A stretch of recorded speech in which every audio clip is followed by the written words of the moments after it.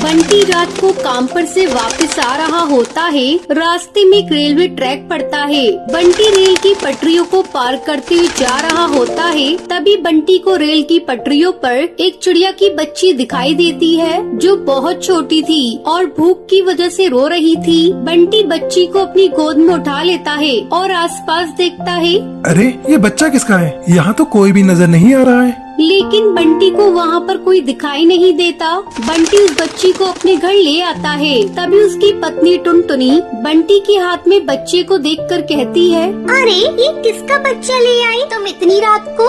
अरे मैं आ रहा था तो रेल की पटरी पर ये बच्चा मुझे दिखाई दिया। मैंने सोचा कि मैं इस बच्चे को उठाकर इसके माता पिता को दे दूं, लेकिन वहाँ पर इसके माता पिता या कोई भी मुझे नजर नहीं आया। फिर मैंने सोचा अगर कोई ट्रेन आ गई तो इस बच्चे की जान को खतरा होगा, इसलिए बच्चे को मैं यहाँ ले आया। और वैसे भी हमारी कोई संतान भी नहीं है, तो क्यों ना हम इसे अपना नाम ही दे दें। अरे नहीं, ऐसे कैसे हम किसी भी बच्चे को अपना नाम दे देंगे? ये बच्चा किसका है, कहाँ से आया है, ये सब हम नहीं जानते और मेरा मन नहीं मान रहा इस बच्चे को अपने घर में रखने के लिए। टुनटुनी तुम कैसी बातें कर रही हो? इस बच्ची की तरफ देखो, कितनी मासूम है। इसे देखकर तुम्हारा भी दिल करेगा कि तुम इसे हमेशा हमेशा के लिए अपने पास रखो। देखो मुझे कुछ नहीं सुनना, मैंने कह दिया ना, बच्ची को जहाँ से लेकर आए हो वही छोड़ कर आओ। मैं नहीं चाहती कि हम किसी अनजान बच्ची को अपने घर में इस तरह से रखें। ये बच्ची कहाँ से आई, किसकी है, ये हमें नहीं पता, पर मेरा मन मुझे इस चीज की इजाजत नहीं दे रहा।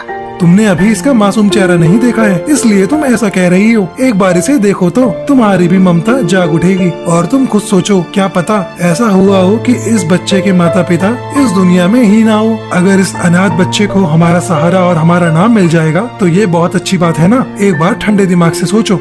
आखिरकार अंत में टुनटुनी अपने पति की बात मान जाती है और उस बच्ची को अपना लेती है। ऐसे ही कुछ दिन बीत जाते हैं। एक रात टुनटुनी उस बच्ची भूरी और अपने पति के साथ सो रही होती है। तभी एक भूत या टूनी चिड़िया की आत्मा टुनटुनी के पास आती है और टुनटुनी से कहती है, मेरा बच्चा वापस कर दे, तूने बहुत बड़ी भूल की है। मेरे बच्चे को यहाँ रख कर, ये बच्चा मेरा है, इस पर सिर्फ मेरा और मेरा हक है, समझी तू? लेकिन तुम कौन हो? और ये बच्चा तो मेरे पति को रेल की पटरी पे मिला था। हमें नहीं मालूम कि ये बच्चा किसका है और किसका नहीं, लेकिन इस बच्चे से हमें बहुत लगाव हो गया है। हमारी खुद की कोई संतान नहीं है, मगर इस बच्चे को मैंने और मेरे पति ने अपना बच्चा माना है और मैं किसी भी कीमत पर ये बच्ची तुम्हें नहीं दूंगी। बच्चा तो तुझे वापस करना ही होगा, क्योंकि ये मेरा बच्चा है। अगर तूने मेरा बच्चा वापस नहीं किया तो मैं तुझे और तेरे पति को जान से मार दूंगी।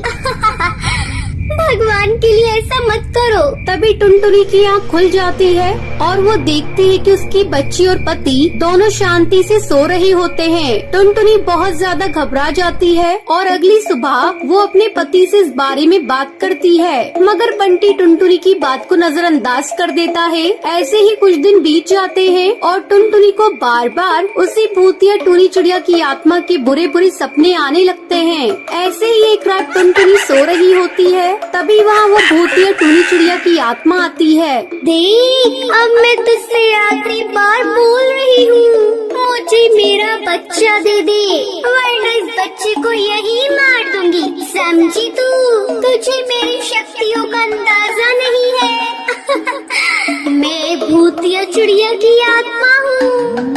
तुम ये क्या कह रही हो? मैं तुम्हें बच्चा कभी नहीं दूंगी, इसके लिए मुझे भले ही अपनी जान ही क्यों न देनी पड़े। टुनटुनी अपने पति बंटी को बुलाती है। ये सारा नजारा देखकर वो चौंक जाता है। दोनों पति पत्नी भूत या टूनी चिड़िया की आत्मा से हाथ जोड़कर कहते हैं, देखो, हम नहीं जानते ये बच्चा किसका है या कहाँ से आया, फिर जो भी है, लेकिन दिल से इस बच्चे को हमने अपना बच्चा माना है और इसकी परवरिश में कोई भी कमी नहीं करना चाहते। हमारी तुमसे विनती है कि तुम यहाँ से चली जाओ। हाँ, हमारी कोई संतान नहीं है और हम इस बच्चे को अपना ही मानेंगे और हमेशा इसकी अच्छे से देखभाल करेंगे, इसको पढ़ाएंगे, लिखाएंगे, अच्छा जीवन देंगे। लेकिन आप भगवान के लिए हमारे परिवार को या फिर इस बच्चे को बिल्कुल भी नुकसान न पहुंचाएं। अगर आप चाहते हो तो बदले में मेरी जान ले लो, लेकिन मेरी पत्नी और मेरे बच्चे को कुछ मत करना। ये सब सुनकर भूतिया टूनी चिड़िया की आंखों में आंसू आ जाते हैं और वो खुशी खुशी अपना बच्चा बंटी और टुनटुनी को देकर वहाँ से हमेशा हमेशा के लिए चली जाती है।